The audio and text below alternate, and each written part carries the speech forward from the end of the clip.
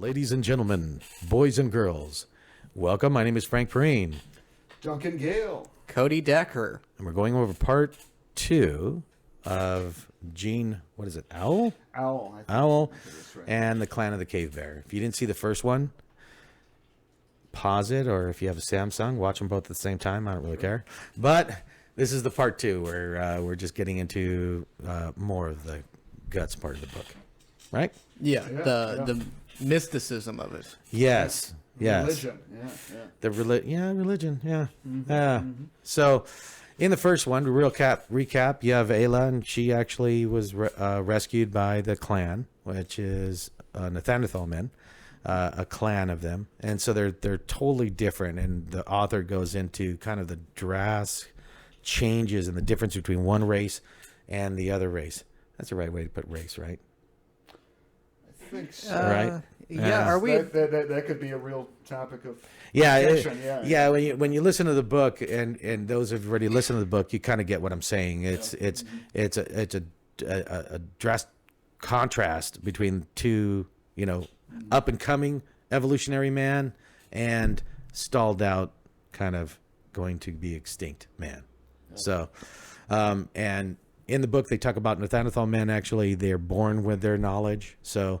Like elephants, and they're born with the ability to make things and do things. It's all imprinted into their mind. When more modern man like us, we learn, right? And it's all because the heads are so big and all that stuff. And we won't go into that. But anyway, so what do you guys think? So yeah, interesting contrasts that are made, and yeah, I think that the clan has all of these very sort of long established rituals, and the spirits are like very much a sort of reality that they keep talking about, and yeah, it's interesting the different ways in which the spirit world sort of impinges upon the regular world, and sort of how the clan is affected by that. I think the biggest one that I can think of is, the part where the main character Ayla is actually sort of cursed. She has the death curse placed upon her, right? And, yes. Because she uses a weapon. Right. Yeah. So basically, she goes out and she's hunting and stuff, and that's something that females are forbidden from doing. Right. And so, because she goes against the clan ways, she's which she rescues. Right. The clan main guy's son from a hyena. That's how they find out that she can use a sling. That's right. Yeah. She's basically forced into using it in front of the other clan members. In terms of saving somebody's life. And although everybody is very grateful that she saved the life of this young child, they also can't get their heads around. Well, yeah, but she went against our ways, and so she has to die. Rules and that's is such rules. And that's such an interesting way they go about it, because Right. I'm thinking she's gonna die. Yeah. And it's amazing because it's not a physical death. It's a death where they kick her out of the clan and she doesn't exist. Right. So people look at her and think that she's a ghost. It's interesting, so interesting. Isn't that what the original zombies were? Yes. Would be like you're just like no one will acknowledge you and you don't own anything anymore. Well, that's how my wife looked at me. Yeah, It's called this is marriage. reminding me of high school. Dude, yeah. You don't exist. No one Yeah. acknowledges you. No one You're not allowed to acknowledge. mate. You can't can talk to them, but they won't answer you back because you're dead to them. Right. Yeah. Wow. Anyway, so this is an ongoing thing through humanity. Yeah, absolutely. But yeah. I mean, that's interesting because I sort of had the opposite reaction. Was that when they're sort of like obsessing over what to do about her, the leader of the clan, Brun, and all of the other people, I thought, okay, well, they have to figure out some loophole to not kill her. but they actually don't. Yeah, they don't. They are so set in their ways. Yeah, that, they can't think they like can't- that. They can't do that. Yeah. Because the one person that could have helped them with that is the person they have to kick out. So they're like, we don't want to do this, but Yeah, it's got to happen. what can we do? Like, well, nothing. Yeah. Right. And she's like, well, what you could do is like, no, you're already dead. Now, what the loophole they did find Yeah, so- is that it was a temporary. Right. It was for a certain amount of time. Right. And then she would have to go into the spirit world. And that's what I found fascinating is that it's like anything else. I just saw a show where these people found this baby possum and raised this possum, and this possum thinks it's a person, right? So you have like Ayla that is now grown up into this clan, and she gets kicked into the spirit world, and she really thinks that she's dead. Right. And that she just thinks she's in the spirit world doing her thing, and she really feels like she's dead. Right. And that's because one of the classic things in a fantasy storyline is the protagonist dies and comes back to life, and people are like, oh, it's like Jesus, you know? Right. So like this person, they don't even die, but it is like, yeah, this is the part where they enter the afterlife before they return, and the Yeah. Right. tale as old as time. Yeah. No, that is Without yes, 5-0. That's right. That is a sort of common theme that the hero dies and then is reborn, and in this case she is basically cursed with death, and I mean, to me, one of the most haunting things about this whole sequence was like when she goes to the members of the clan and like talks to them. It says they look through her. Like like they basically like can't see her at all, and it's like when they would like move out of their way if like she was walking towards them, they did it in such a way where they make it look like they were just gonna move out of the way anyway. Yeah. They weren't doing it because of her. And, so there's And then the kids were even pulled away because Right. some of the children, would look at. So it was a really painful moment. I mean, it didn't bring me to tears or anything. Right. But I thought it was kind of it was a just unique part of the book for me. It was a unique part of the book because she's hunting and everything on her own, and she has conflicts with. She knows it's bad, but then she's like, well, my totem is a cave lion, so why would it give me the ability to be able to do this? Right. So there's a lot of psychological, mental kind of sparring she's doing with herself, because she's a thinking human being, and which is such a contrast. Not that Nathanathals aren't thinking human beings, but in this case, they don't have that ability to make those thoughts. Right.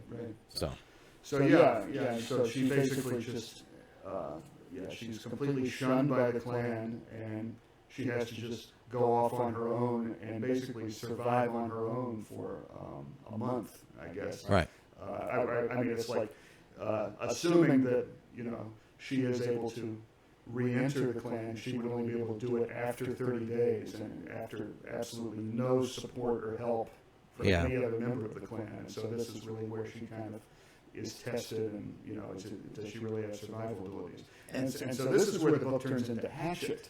If anybody ever remembers that book. It sounds familiar. I remember something called Hatchet. Okay, yeah. Also, I think this is where the movie ends.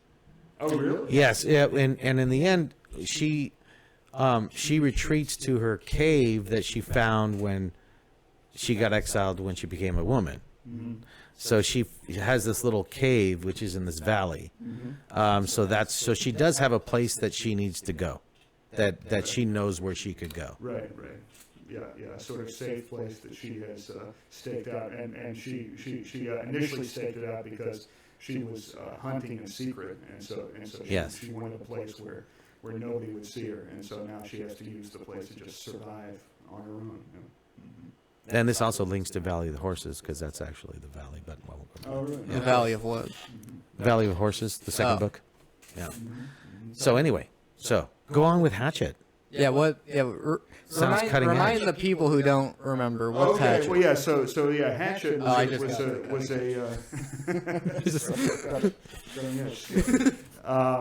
it was one of those like young adult novels that everybody in my generation, I think, had to read in like middle school or something, which was just about this kid who's he's on a plane, and then like the plane crashes, and he's the only survivor, and it crashes in like some rural area, and so he has to just like survive on his own.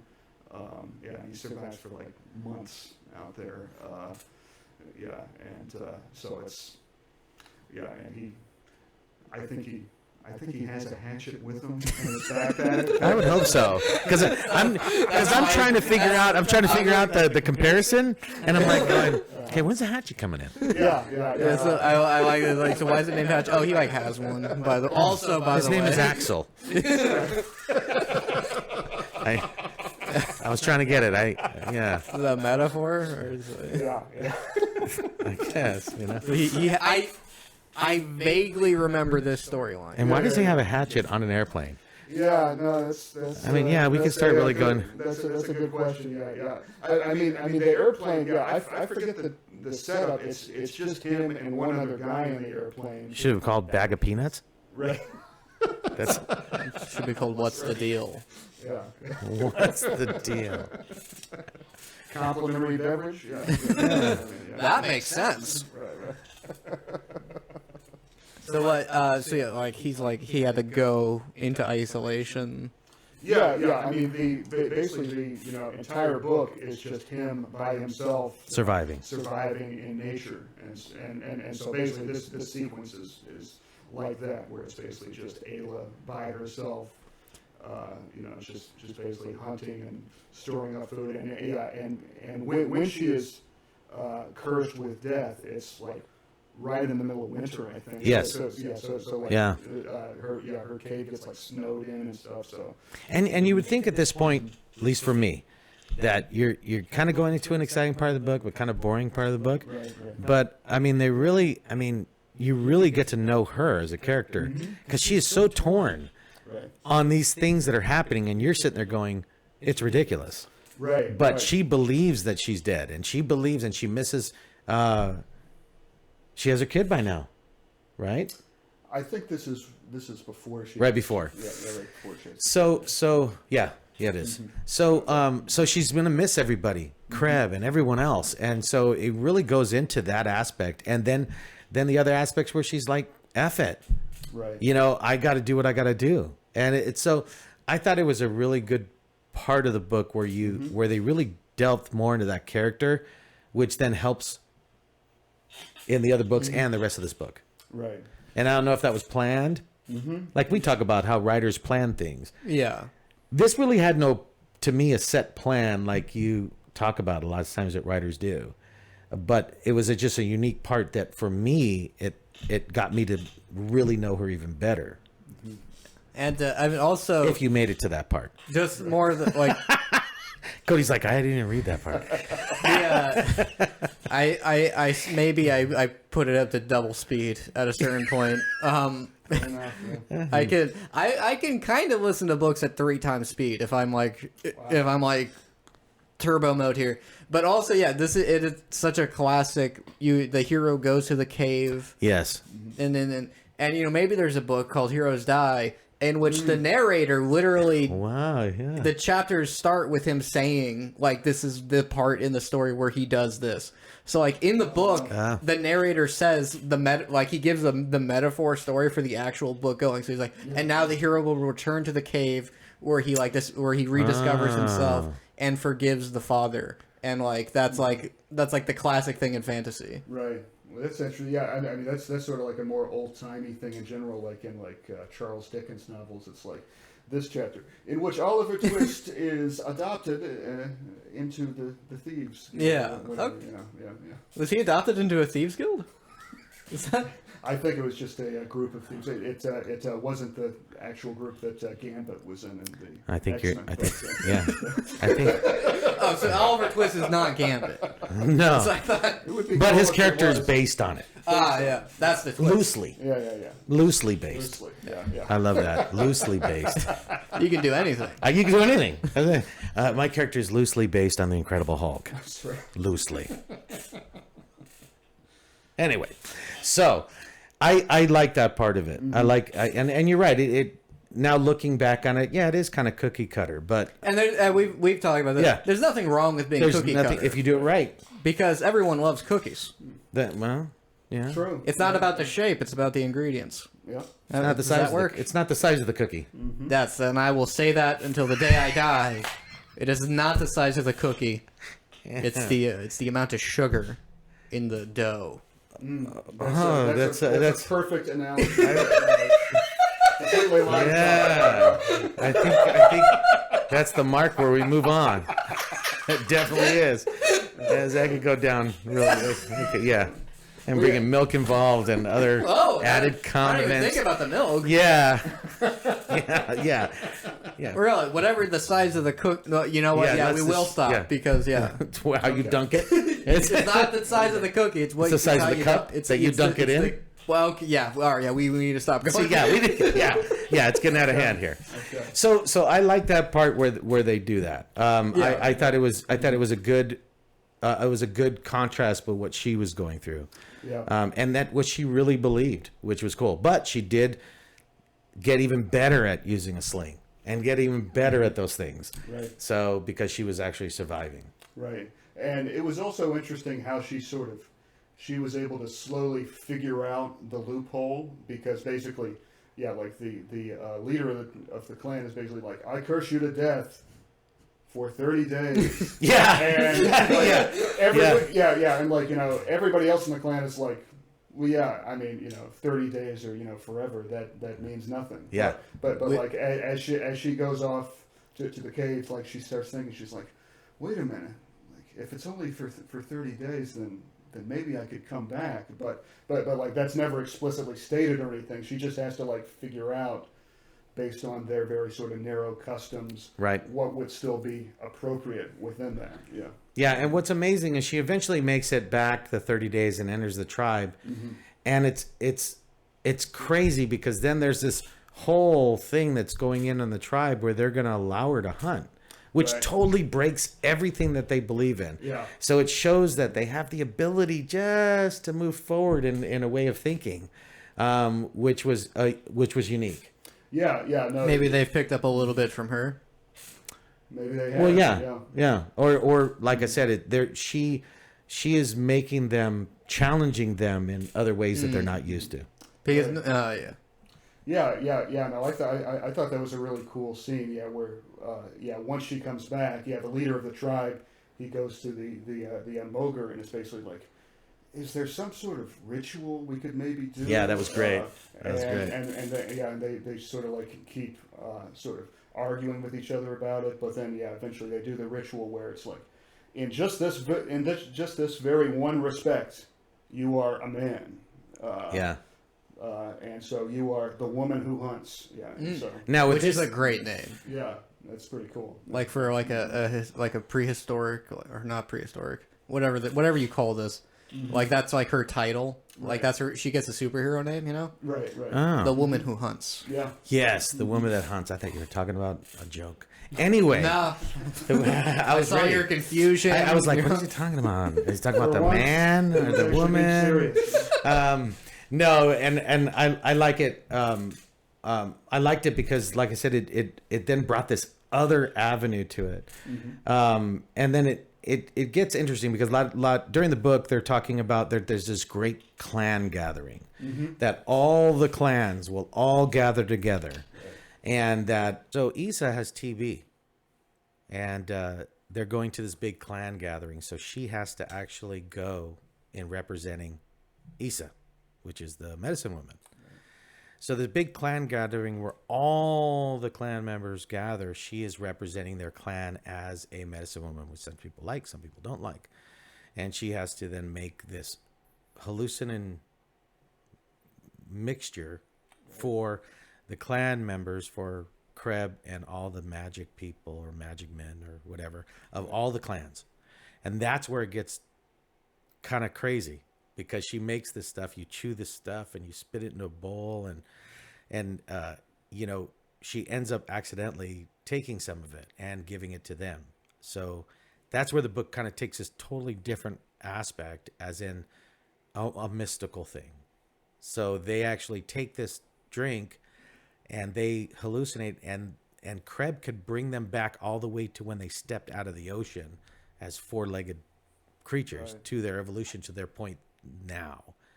And so it's pretty interesting. What do you guys think of that one? In the movie mind of it, is that where you get the that 2001 Space Odyssey music playing? Yeah. Where when you see like the whole cycle of life happening. Yeah, I could see that. Yeah, when listening to it, it just totally took me to they kind of dabble in it a little bit, but not to this point, because this actually is, I would even say, almost a pivot point in the book, with her relationship with Krebs. Yeah, definitely. I mean, I think that it's really interesting because she basically like makes the mixture too strong, and so there's all of this stuff left, and so she consumes it to like destroy the evidence, and so she ends up doing a lot of tripping herself, and she's basically wandering through these caves and everything, and so she makes too much and takes a shot. I like the realistic moment she had there where she's like, oh, I don't want to have to admit that I made too much. I'll make the difference up. It's like when you shake up a drink, you make too much. Oh, I gotta take one. It was realistic. Now what's cool is actually Krebs she's there, her presence is there, and he senses it, but he's so powerful he can keep that separate from all the other Magors, which I found was kind of crazy. Right. Yeah. He's basically able to, just sense her, and she like intrudes upon their sort of collective hallucination, and like he sees her within it, and that's the sort of big kind of turning point of the entire story, because at that point he basically realizes, oh, this girl Ayla, she never should have been adopted into the clan. She's totally fundamentally different from us, and not only is she different from us, she's actually better than us. She's like the next step in evolution, and we are actually the obsolete ones, and she's going to. I think that was probably, like I said, the saddest part for me. They describe a scene where Krebs is separated from her and is like, she keeps on going and he stays in the spot that he's at, kind of representing the end of his whole people, not just him, his whole people, but Ayla's people will continue to go. So his whole attitude, even after this, not that he didn't love her or didn't care for her, but his knowing that the clan only is a numbered species, was tough. It was sad. Yeah. I'm trying to remember what Yeah, we're doing pretty good. Yeah, we're doing good. What I like, because it's like, okay, she already has like a half breed child. Right. Yes. And then it's like, oh, this clan also has one too. Mm-hmm. Yes, the clan that she goes to, the thing is she's being accepted in so many different ways, from her healing abilities, even though they look at her as ugly. They're accepting her, a ton of people. And there's another clan there with another like mixed child. So they're already planning like their marriage, right. Her son and this girl. So that part was cool to me, because it looked like, it's like any society, I mean, it's just lots of times it's ignorance. And once they accept that person, then all of a sudden, it's just a change. And in the book, the way they make the clan people is it's hard to do that. So it was really interesting how they were accepting her into the clan. And at the same time now, she knows, and Krebs knows, that really she's not clan, and that she is going to outlive, or her species is going to outlive the clan. So they're accepting her more into it, but yet she knows that she's not of it, it was interesting how the writer kind of really dealt with that. And it's kind of crazy. Yeah. I mean, after that realization, I mean, the Mogr Krebs, who was basically the father to Ayla at that point, their relationship is permanently altered. I mean, he doesn't hate her, but he just sort of looks at her as a different thing, and there can't really be that warmth in their relationship anymore. And so That's another sad aspect Yeah. of it. Yeah. And like again in the book, it gets there's so many of those components. Now it's tough because I know I could talk a lot about it. Professor X, he read it. He can talk a lot about it. I know, Cody, you don't really dig it so much, but it's a good story. Yeah, I like the story, just not how it's told. Not even not how it's told. I just didn't understand how I was supposed to be. And I think the narrator was a big one on that one, but yeah, if the he was, he's trying to do you're hearing this from out of a fire pit campfire, like campfire. But I'm just like there's a DC MMO game where they're like the monsters, like they have like 3 lines that just repeat over and over again while you like pretend to be Superman, and it just sounds like that goes, I can give you power. Like I hear that kind of voice where it's just like, gotcha. It really takes me out, and it's like having Arnold Schwarzenegger read Way of Kings. Could you imagine that? That'd be good. No, that was my Russian. Actually, I mean, for a Parshendi, yes. Yeah, it would be. I can't do accent. I can't do voices. Oh no, I can do a Russian. I think he would get to the Joppa. I think he would be great in Way of Kings. I don't know. Maybe. Yeah, I'll get you. The Parshendi. The Parshendi are coming. Yes. Get out. Get out now. I'm on board. Actually, that's pretty good. Yeah. That would be pretty good. I don't know. It's I didn't realize until like I'm almost done that I should be viewing this as like a fantasy documentary, whatever. Yeah. Right. And I don't know. Like I guess like if I re-listen to it with like the actual voice actor instead of maybe a free version I found, and I understood what I was going in for, and like maybe I could go on hikes while listening to this. And that would be a good experiment. I'm gonna get the one with the lady narrator and just give first couple chapters a run, and you'll totally notice the difference. Yeah, maybe I would have been like, oh, I love this book. Yeah, because I didn't like it from the beginning when I heard the new narrator. Yeah, and I was just like, this guy's gonna ruin this. And then when he started doing the voices of the cave people, I'm like, oh, he did that. Yeah, and I feel for it whenever it's like, oh, by the way, you're gonna have to do the voice of like a 6-year-old girl, and you yeah, that's tough. And you see the person be like, all right, I'm gonna, mother, yeah, where have you gone to, mother? That's what we want in the first chapter. Mm-hmm. Oh, sure. Yeah. No, I get you. If I was willing to read books, I think Duncan's style works best for it, which is you can kind of just, I don't need to hear about the hatchet. Yeah. Give me the Terry Pratchett. Right. It's a great slogan. Yeah.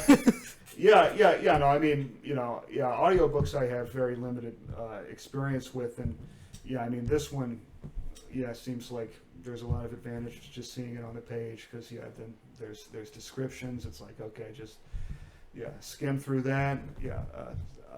Detailed step-by-step process of how to make a stone axe.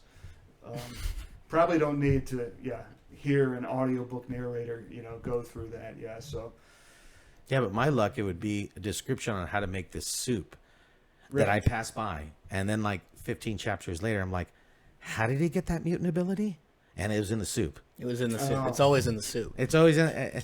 I worry about missing stuff like that. You know what? I think this is a lame part about me. I'm interested in how soup was first made because it is just like. It's like you boil water to drink and just throw your food in there already. Like it's like soup is like has to be one of the most primal ways of eating food because it's just like we're already heating it. Yeah, well, it actually came from when they were boiling animal skins to make the skins actually more viable. Oh, and they would use brains and then they would scrape everything and they would actually be in there. And at one point, that versus into you ate everything. It turned into soup. Then they started adding vegetables and things like that. No, not really. I don't even know how soup came about. Well, I mean, this is a book with a lot of that hit me. Is that soup? You just made all that up. I know. I do that sometimes. It sounded good, though, didn't it? I believed it. I was like, wow. I had no idea you knew this. No. But anyway, We digress again. Yeah, Okay. that's but yeah. So they do their hallucination thing about warning, like what is it? Like you were saying, they're like they realize they're an evolutionary dead end. Well, not the other Mugors. Just Kreb. Because Kreb was the main Mugur out of all the clans. Yeah. So he was the one that kept Ayla. He was really interested in Ayla because he wanted to actually see how the others, that's what they called them, how the others, why they were so different. He had no idea. And then until that point, that his whole race, and not just him, his whole clan, all these people were going to die out. That he couldn't go any further than a certain spot.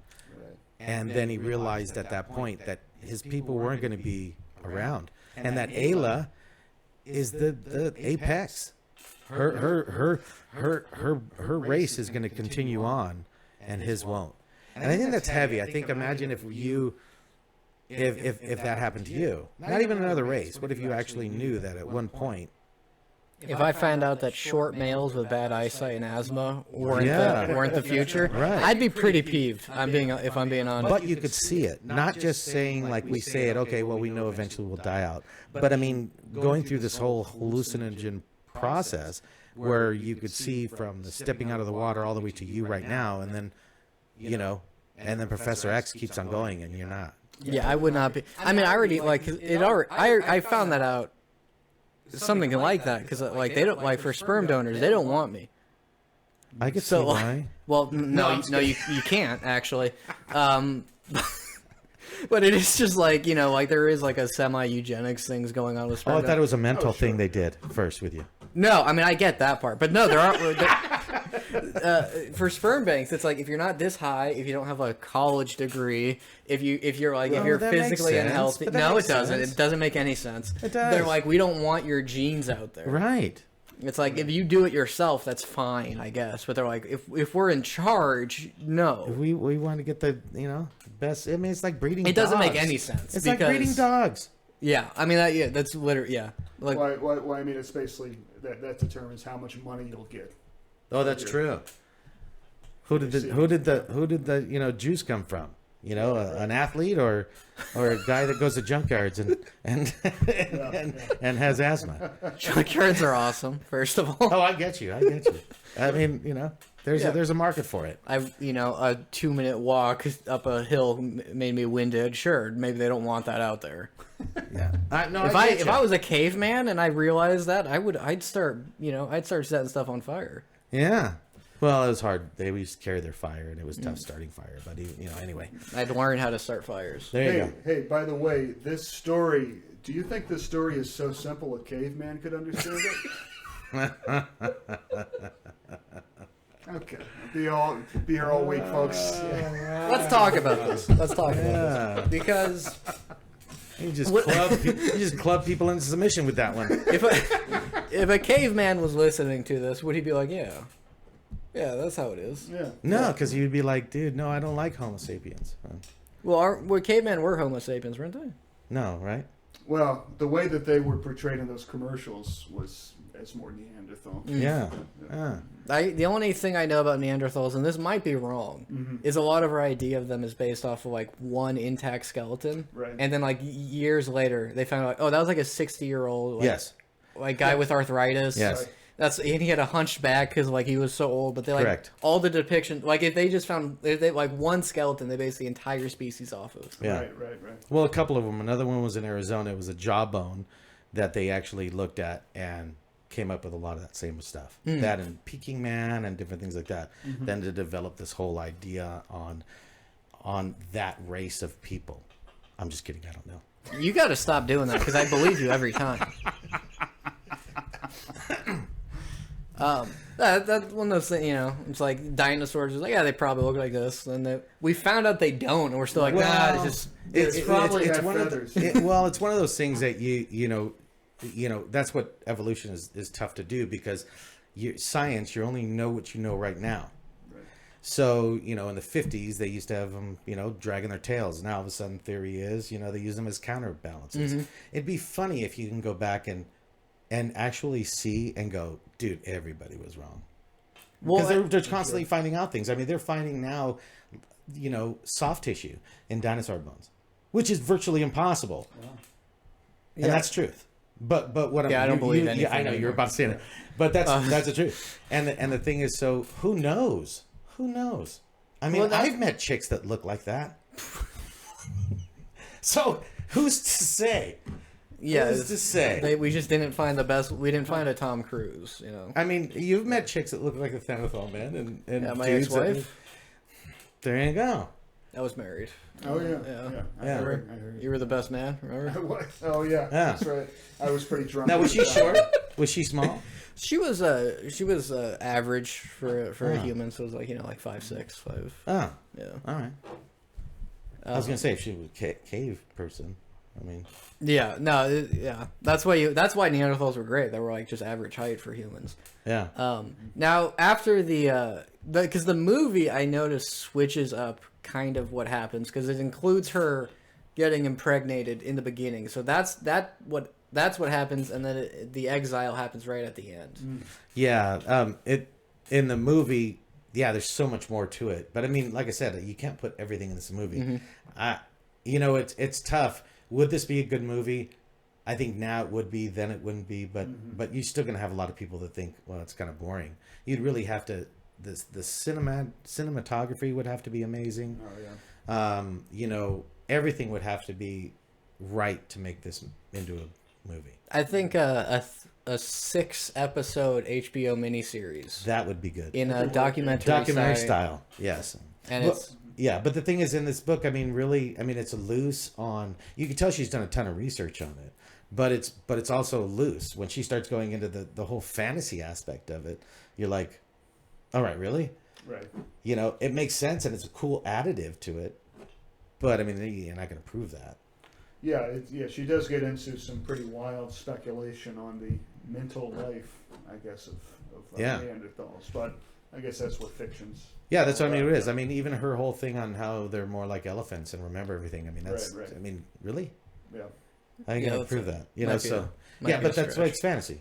Mm-hmm. So so in the end, after they go to this big thing, and now that there's a break with their relationship. In the book, then it keeps on going with, the leader, and Browd and all the internal things that are happening in the tribe. And I don't want to give away the end of the book.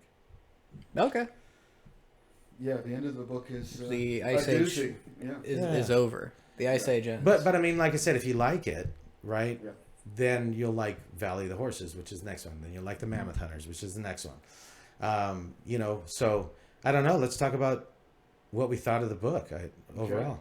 So start with you, Cody. Okay. Well, on a scale of Mesopotamia to Idiotamia. To Idiotamia, is that the? That's ours. Idiot. We're Idiotamia. This is the Idiotamia. Yeah. So Mesozoic.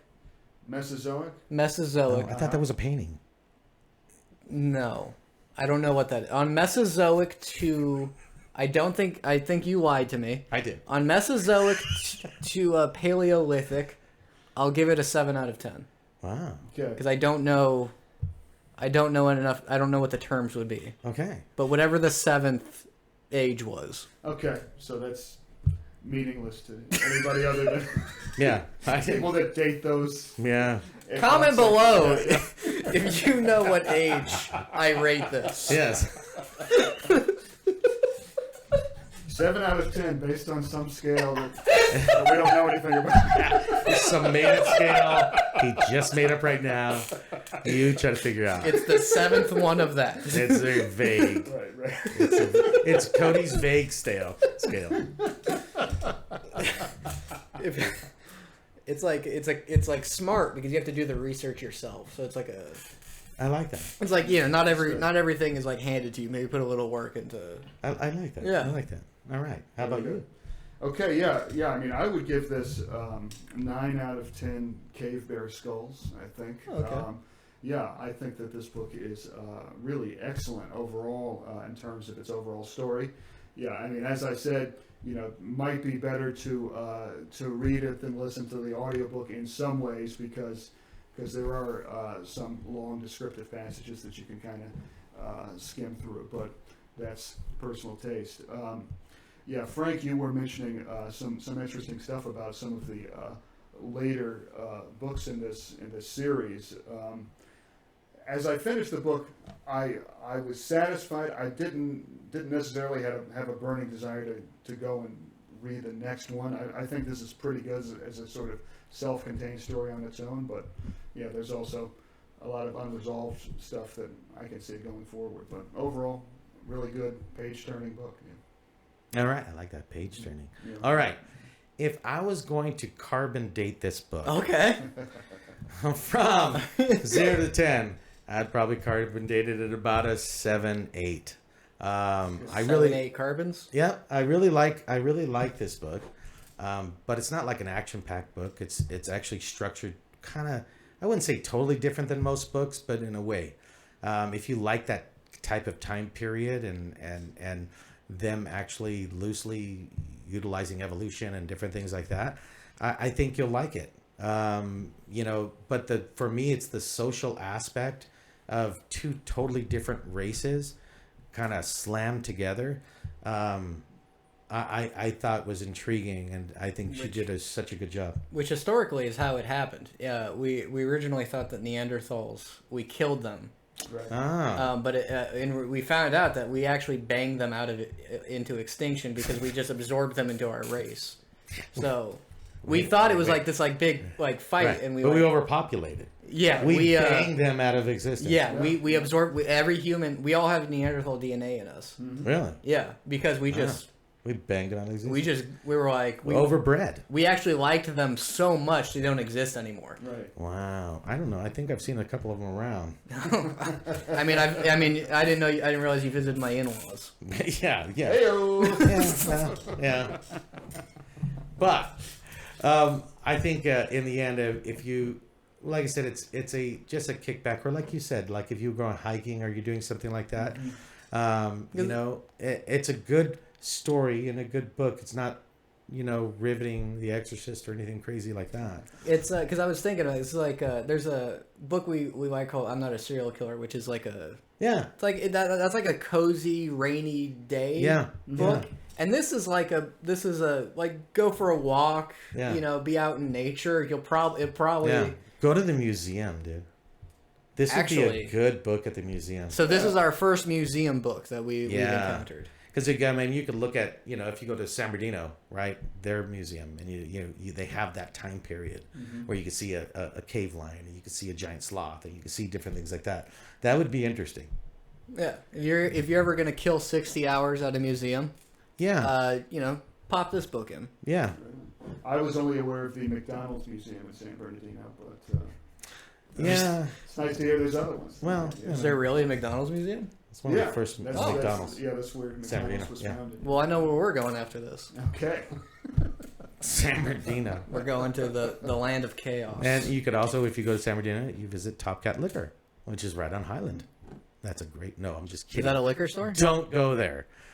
We're telling people to go to these places that we shouldn't tell them to go. Well, don't go to San Bernardino at all. Yeah, don't get it. I mean, unless you're from San Bernardino, we love you. Which is a wonderful city. Yeah, it's beautiful. Unless you are enrolling at San Bernardino Valley College, which is a lovely college with many hardworking professors. Yep. So, I liked it overall.